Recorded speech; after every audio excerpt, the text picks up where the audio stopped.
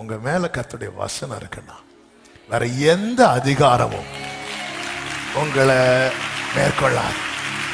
ஆமேன் சொல்றவங்க மட்டும் நல்ல கையை தட்டி.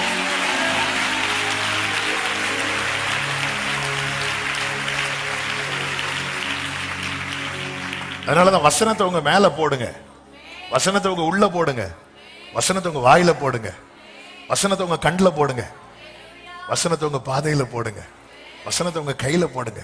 ஃபுல்லா வசனம் வசனம் வசனம் வசனம். விசனம் எல்லாம் போயிடும்.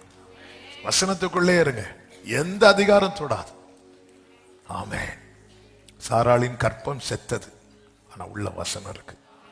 ஆண்டவர் போட்டுட்டு போயிட்டார் வசனத்தை. ஏன்னா ஆபிரகாம் சொல்லுவாருன்னு பார்த்தா ஒழுங்கா சொல்லல போல. அதனால ஆண்டவரே சாராள் காது கேட்க மரத்தடியில் உட்கார்ந்து பேசுறார். ஆமென்.